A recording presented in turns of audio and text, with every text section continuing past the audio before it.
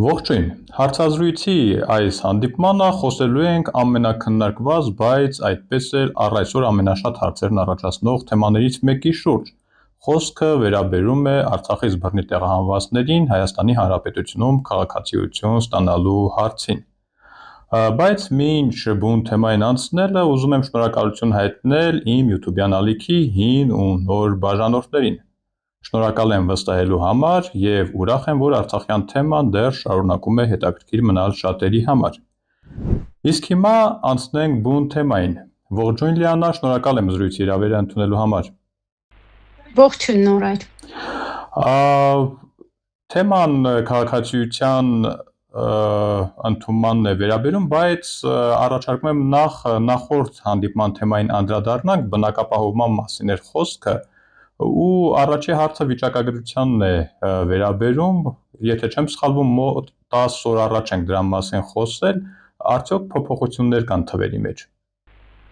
Իրականում որոշակի տեղաշարժ կա սերտիֆիկատների տրամադրման եւ դրանց իրացման հետ կապված, վերջին տվյալների համաձայն, ուսումնասիրությունների համաձայն ավելի քան 5000 հավաստագիր է տրամադրվել, որոնցից իրացվել է ավելի քան 2000-ը։ Այսինքն մեր նախորդ հարցազրույցից հետո որոշակի փոփոխություն թվային եղել է։ Դրանով կարելի է միայն ուրախանալ եւ ամեն դեպքում այս պահին որն եք համարում ծրագիրը ավելի արդյունավետ ընթանալուն խանգարող հանգամանքները։ Այդ հանգամանքները կարելի է ասել, որ ծրագրի մեկնարկից ի վեր չեն փոխվել։ Առաջինը քաղաքացիության պարտադիր պահանջն է, որը գիտենք, որ ժամկետների հետ է եւ նաեւ փաստաթղթերի հետ է կապված։ Երկրորդ խնդիրը դա բազային ելակետային գումարի չափն է, որը այսօր Հայաստանի Հանրապետության անշարժ գույքի շուկայի գներին անհամապատասխան է։ Բացի դա նաեւ փոքր կազմով ընտանիքները առհասարակ չեն կարողանում սերտիֆիկատները իրացնել, եթե անգամ առաջին քայլը անում են, եւ հաջորդը լրացուցիչ վարկավորման խնդիրն է, եթե անգամ մարդը պատրաստ է լրացուցիչ վարկ վերցնել, այստեղ եւս որոշակի խնդիրներ են առաջ գալիս նախկին սև ցուցակների հետ կապված, վարկային պարտավորությունների եւ այլնի հետ կապված,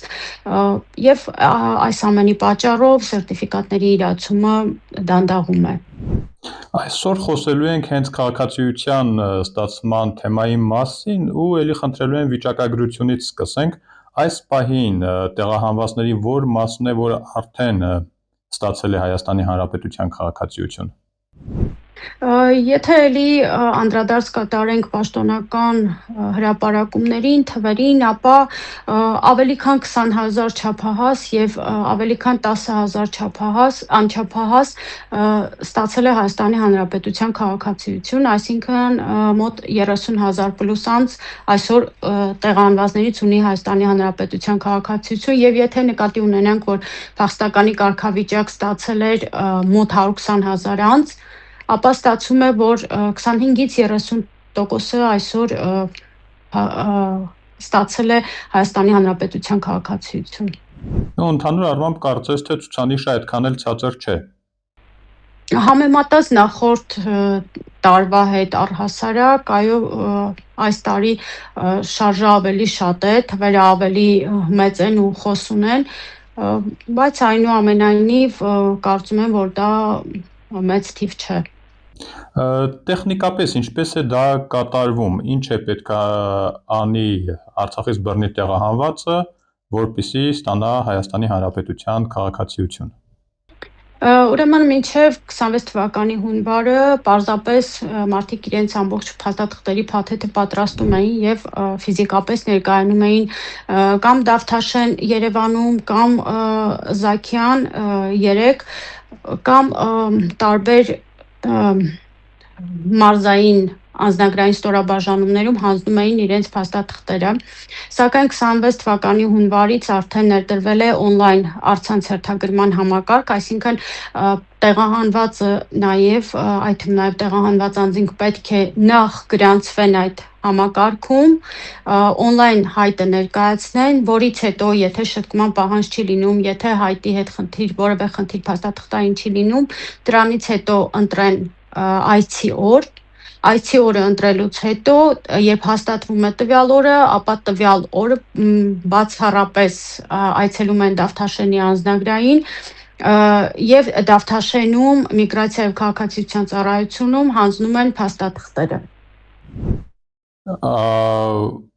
Սկսենք նրանից, որ այս էլեկտրոնային տարբերակի ներդրման հիմնական նպատակը հերթերից խուսափելն էր։ Արդյոք դա այդ հարցը լուծեց։ Իրականում, քանի որ մինչ այդ ֆիզիկապես մարդիկ ներկայանում էին եւ տեղում կտրոն էին քաշում, որպեսզի կարողանան փաստաթղթերը հանձնել, հիմա դա արվում է առցանց եղանակով, այսինքն անձը օրն ու ժամը ինքը արդեն առցանց եղանակով ընտրում է, բայց այնուամենայնիվ ստացված հետադարձ կապի միջոցներով պարզում ենք, որ այնտեղ արդեն տեղում էլ պետք է կարողանան իրենց հերթերը պահել, թեկուզ եւ ժամային ընտրությունը արվել է, այնուամենայնիվ տեղերում էլ պետք է այդ հերթերը կարողանան ճիշտ պահել։ Իրականում, այո, համեմատած նախորդ տարվա հետ այդ հերթերից հիմա հնարավոր է խուսափել։ Ինչու անպայման Դավթաշեն, ասենք հատկապես մարզերից եկողների համար դա խնդիր է, ինչու դա հնարավոր չէ կազմակերպել տեղում։ Միթե միգրացիայի եւ քաղաքացիության ծառայությունը մարզերում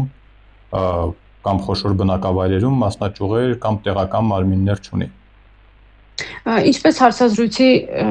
սկզբում նշեցի, նախորդ տարիների փորձը այդպիսին էր, որ հենց այդ ձեր նշած տարբերակով էր արվում, այսինքն տեղերում էին հանձնում, բայց արդեն երբ ներդրվեց բացառապես առցանց տարբերակը, հիմա արդեն իրենք որևէ փաստաթուղթ չեն ընդունում։ Դա հարցը ավելի շատ լուծեց, թե ավելի շատ հարցեր առաջացրեց։ Ի վերջո պետական կառույցը ինչ որ մի նպատակ ունենում է, ինչ որ մի քայլ անում է, ինչ որ մի փոփոխություն անում է, բայց պետք է տեսնենք, թե արդյոք դա տվեց սպասված արդյունքը, թե տվեց հակառակ արդյունք։ Հիմա արդեն մոտ 2 ամիս այս նոր տարբերակն է։ Տվեց լավ արդյունք, թե տվեց ավելի վատ արդյունք։ Հիմա մենք կարող ենք եւ մի փաստ արձանագրել եւ մյուսը, եթե խոսենք բացասականից, դա այն է, որ մեր հայրենակիցներից ոմանք կամ որոշ տոկոս չի կարողանում ինքնուրույն այդ հայտերը լրացնել։ Սա տեխնիկական միջոցներին տիրապետելու, ընդհանրապես համացանցի հնարավորությունը, եթե մի կողմ դնենք, տեխնիկական միջոցներին տիրապետելու եւ պահանջվող պայմաններին համապատասխանեցնելու իրենց ունեցած փաստաթղթերը, սա խնդրի բացասականի տեսանկյունից, բայց եթե դրականի տեսանկյունից դիտարկենք, եթե մինչ այդ անձը մի քանի անգամ պետք է ներկայանար օրինակ Դավթաշենի միգրացիա եւ քաղաքացիության ծառայություն, այնտեղ պահանջվող փաստաթղթերը պակաս փաստաթղթերը ներկայացներ, ապա այդ ամենը հիմա արվում է առցանց հարթակում, այսինքն մինչև ամբողջական փաթեթը պատրաստ չի լինում, հայտը չի ընդունվում վերջնական, չի հաստատվում։ Այս տեսանկյունից իհարկե դրական է, որ անընդհատ այդ գնալ գալու խնդիրը չի լինում եւ պետք է պարզապես տեղում դու կարողանաս քո անհրաժեշտ փաստաթղթերը պատրաստել, պակաս փաստաթղթերը շտկումը անել, որից հետո արդեն երբ վերջնական քո փաթեթը պատրաստ լինի, քեզ քո համար այցի օր կնշանակվի։ Իդեպ այս աշխատանքները կազմակերպելու հարցում նաև մասնավոր գրասենյակներն են իրենց ծառայությունները առաջարկում, դեպքերի մեծ մասում բնականաբար վճարովի, արդյոք տեղյակ եք այդ զարգացումներին եւ արդյոք դա որևէ կերպ վերահսկվում է։ Հենց այս հանգամանքը հաշվի առնելով, հենց հունվարի կեսերին, երբ սկսեցինք մեր հայրենակիցներից տարբեր տեղեկատվություններ սկսեցինք ստանալ, որ տարբեր մարզերում, համայնքներում ամենատարբեր չափերի գումարներ են վերցնում եւ լրացնում են այդ հայտերը, մենք մեր գրասենյակում նախաձեռնեցինք հայտերի լրացումը, այսինքն մենք բացառապես անվճար հիմունքներով հերթագրման եղանակով դա անում ենք։ Իհարկե խուսափել վճարովի ծառայություններին դիմելու մարդկանց կամքից, ցանկությունից մենք չենք կարող եւ որևէ մեկին չենք կարող պարտադրել, բայց այնուամենայնիվ այլընտրանք տեսել ենք այս տարբերակը, որպեսզի մեր հայրենակիցներին այդ ֆինանսական բեռից ազատենք։ Նու ձեր տարբերակը ընդամենը մեկ հասցե է եւ ենթադրում եմ ոչ այնքան մեծ թվով աշխատողներ կլինեն կամավորներ, թե պարզապես այդ ժամանակ գրասենյակում գտնվողներ, արդյոք դա ընդլայնելու հեռանկար կամ հնարավորություն կա։ Խնդրի վերաբերյալ մենք նաև խոսել ենք տարածքային կառավարման եւ ենթակառուցվածքների նախարարի հետ եւ պայմանավորվածություն է ձեռք բերվել, որպեսզի համայնքներում, ինչպես գիտեն, գործում է քաղաքացիների սպասարկման գրասենյակներ են գործում մեկ պատուհան կոչվող, որոշակի պայմանավորվածություններ ունենք, որ առաջիկայում բոլոր համայնքներում պետք է հենց այդ մեկ պատուհանի ծառայության աշխատակիցների միջոցով հայտերի լրացման աջակցություն տրամադրվի։ Այսինքն որոշակիորեն այս տարբերակով մենք փորձեցինք մարզային համայնքներում բնակվող մեր հայրենակիցների խնդիրները լուծել եւ սրանով իհարկե արդեն Երևանում մենք մեր ծառայությունը կշարունակենք, վստահաբար այս տարբերակով արդեն որոշակիորեն ավելի կհեշտացվի եւ կթեթևանա։ Ձեր առաջարկածը պարզապես առաջարկ էր հետագայի համար, թե կոնկրետ արդեն ծրագիր է, որը կսկսի աշխատել մոտ ապագայում։ Ծրագիր է, որը պետք է մոտ ապագայում արդեն գործարկվի։ Վերադառնանք հայտերի ներկայացմանը, հայտի ներկայացումը դեռ առաջին կեսն է գործի, այսպես ասենք ըստ երևույթին ոչ ամենածանր կեսը, դեպքերի մեծ մասում կամ փաստաթղթերում են խնդիրներ լինում, կամ ինչ-որ մի այլ տեղ է խնդիր ծագում, ինչպես է կարգավորվում այդ դեպքում հայտի ընթացքը։ Ճիշտ նկատեցիք, հայտը լրացնելուց հետո որոշակի ժամանակահատվածում, երբ ուսումնասիրվում է եւ հետադարձ կապով պատասխան ծանուցում է գալիս տվյալ անձի էլեկտրոնային հասցեին, մարդիկ պետք է հետևեն, որպեսզի այդ ծանուցումների եւ ժամկետները բաց չթողնեն եւ առհասարակ ժամանակին կարողանան պահանջվող փաստաթղթերը կցել, որովհետեւ եթե մի փոքր հետ գնանք հունվարից կայքի ձևաչափը այլ էր, տեխնիկապես այլ տարբերակով էր ներկայացվում եւ ասենք օրինակ ծննդյան վկայականը առաջին քայլով չէր կցվում եւ դա կցվում էր օրինակ ամենավերջում լրացուցիչ փաստաթղթերի բաժնում, հիմա դա առաջին քայլում է կցվում։ Եթե այն ժամանակ ոմանք չեն ունեցել օրինակ թարգմանված ծննդյան վկայական եւ պարզապես ռուսերեն կամ մեկ այլ օտար լեզվով տարբերակը կցել են վերջում լրացուցիչ փաստաթղթերի բաժնում, ապա հայտի ուսումնասիրության ընթացքում, երբ մասնագետը պարզում է, որ օրինակ տվյալ ծննդյան վկայականը միայն բնօրինակն է կցված եւ դրա հայերեն նոտարական թարգմանությունը չկա, ապա ուղարկում է ծանուցում էլեկտրոնային հասցեին, որ պետք է կատարել համապատասխան շտկում եւ տալիս է օրինակ 5 աշխատանքային օրում այդ շտկումը կատարելու հնարավորություն։ Եթե այստեղ մեր հայրենակիցները ուշադիր չեն լինում, ապա ցավոք այդ հայտերը կարճվում են եւ չեղարկվում են ու պետք է նոր հայտեր լրացվեն։ Ու նորից այդ ամբողջ ընթացքը կպտտվի։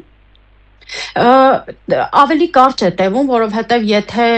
մինչ այդ ուսումնասիրվել է, համադրվել են տվյալների բազաները, ապա հիմա բնական է, որ տվյալ անձի մասով արդեն համադրումը կատարվել է եւ ընդհանրապես պակաս փաստաթուղթը երբ գծվում է, ավելի արագ է արձագանքը լինում։ Բայց այնուամենայնիվ իհարկե լինում են դեպքեր, երբ օրինակ ծննդյան վկայականի կամ ծնողների ամուսնության վկայականը, որը 81 թվականից հետո ծնվածների նոյեմբերի 28-ից հետո ծնվածների պարագայում պարտադիր է ծնողների ամուսնության վկայականը, անձնագրերը կամ մահվան վկայականները, այս փաստաթղթերը եթե որոշ անձինք չեն ունենում, ապա վերականգնելու հետ կապված ժամկետների խնդիր կարող է ունենան։ Իդեպ ավելի շատ ինչ փաստաթղթերի հետ կապված խնդիրներ են առաջանում։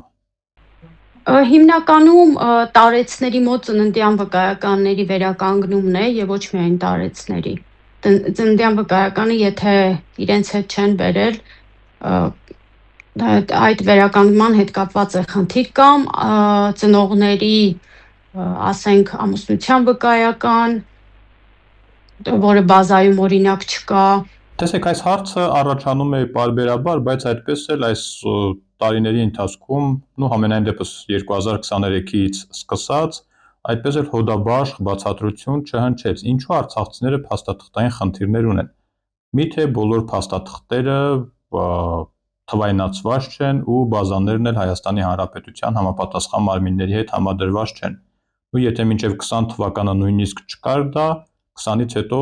տրամաբանական էր, որ պետք է լիներ։ Հիմա ինչ վիճակ է, փաստաթղթերը ունենք, թե չունենք։ Ժամանակին այս հարցի վերաբերյալ ես էլ հռետորական հարց հնչեցրել էի, թե ինչու կոնկրետ հադրութեցիների ու շուշեցիների մասով ունենք այսպիսի խնդիր։ Հետո պարզվեց, որ բոլորի մասով ունենք։ Հետո պարզվեց, որ այո, ոչ միայն հադրութիներն ու շուշեցիները այդ խնդիրը ունեն, նաև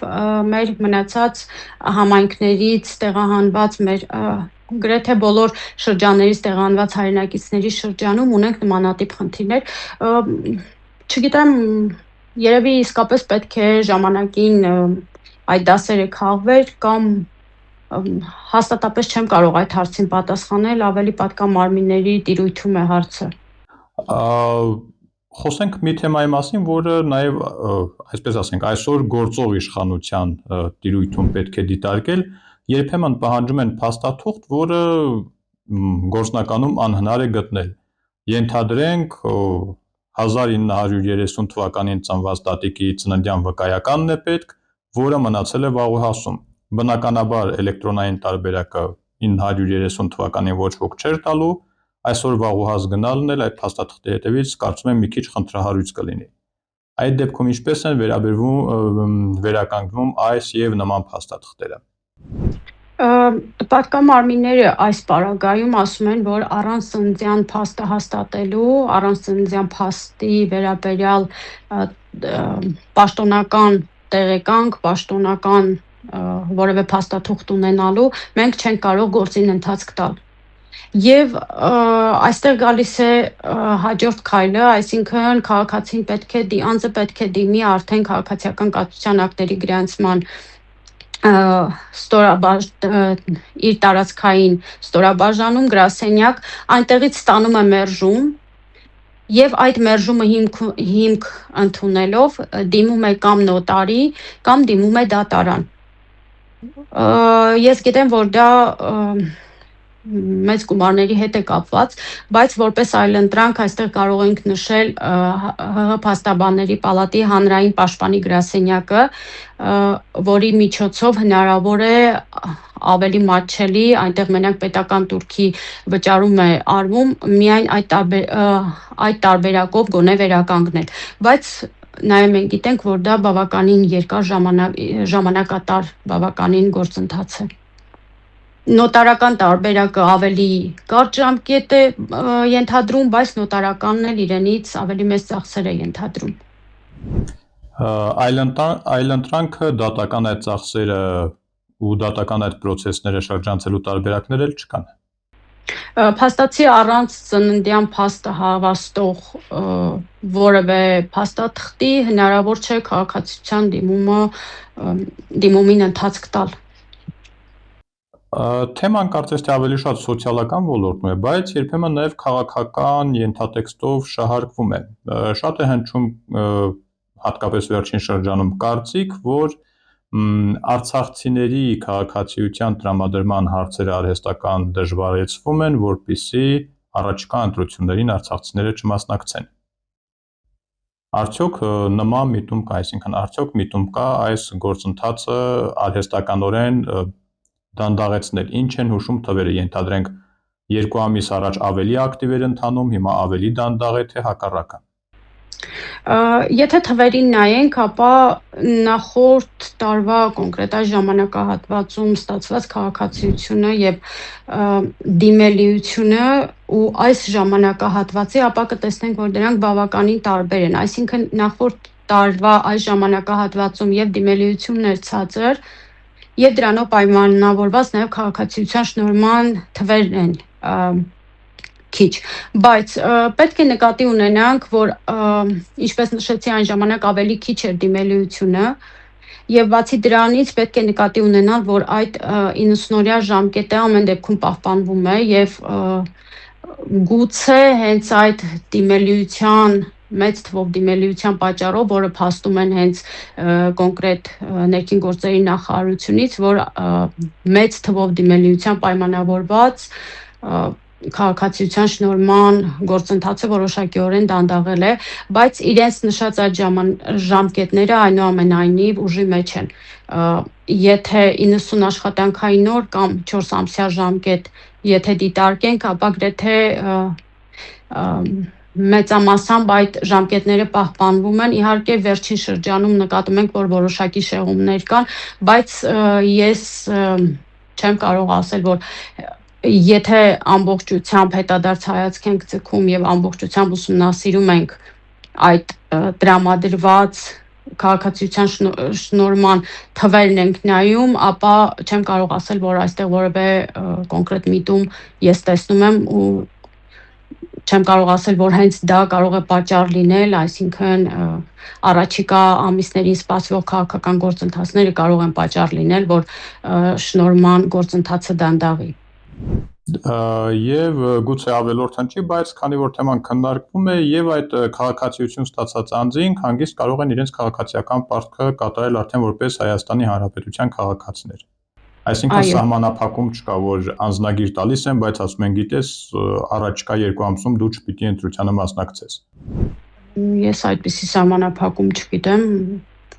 Իրականում, եթե անձը ունի Հայաստանի Հանրապետության քաղաքացիություն, ապա նա մասնակցում է համապետական ընտրություններին, պարզապես ցուցակներում ընդգրկվելու հետ կապված ես գիտեմ, որ որոշակի ժամկետներ կան, բայց եթե վերջին պահին անձը պարզում է, քաղաքացին պարզում է, որ իր անունը չկա, ապա հենց այդ օրն էլ կարող է դիմել տարածքային անձնագրային կամ երևի համապատասխան հայտարարություններ կլինեն, որտեղ պետք է դիմեն, ես նախորդ տարիների փորձը նկատի ունենալով եմ ասում, որպեսզի իրենց մասնակցության իրավունքը վերականգնեն։ Եղավ, կարծում եմ առաջիկայում մի առանձին հանդիպում, մի առանձին զրույց հենց այդ թեմային արժի նվիրել, թե անձնագիր ստանալուց հետո ինչ խնդիրներ կարող են ունենալ, այսպես ասենք, նորընծա քաղաքացիները եւ այդ խնդիրները հաղթահարելու համար ում եւ ինչպես պետք է դիմեն։ Ի վերջո, ինձ թվում է բազմաթիվ ռեգիստրներ կան, բազաներ կան, որտեղ ըստ երևույթին ժամանակ առ ժամանակ թարմացումներ պետք է որ լինեն։ Շատ լավ։ Շնորհակալ եմ այսօրվա զրույցի համար, Լիանա, վստահ եմ օգտակար կլինի մեր հայրենակիցների համար։ Շնորհակալություն ձեզ։ Հիշեցնեմ, որ այսօր զրուցեցինք Արցախցի հասարակական գործիչ Լիանա Պետրոսյանի հետ։ Առաջիկա օրերին սպասեք մեր հաջորդ հանդիպմանը, դեռ քննարկելու թեմաներ շատ կան, ասենք առողջության պարտադիր ապահովագրության, կրթության ոլորտի թեմաներ, այնպես որ բաց չթողնեք։ Իդեպ դուք էլ ձեզ հետաքրքրող թեմաների մասին գրեք մեկնաբանություններում, գուցե կկարողանանք նաև հենց ձեր հարցերին պատասխանել, մանավանդ եթե այդ հարցերը ու նաև վստահ եմ հետաքրքիր կլինեն ոչ միայն ձեզ։ Իսկ այս հանդիպման համար այսքանը, ամուր եղեք ու մի քիչ էլ զգույշ, կհանդիպենք։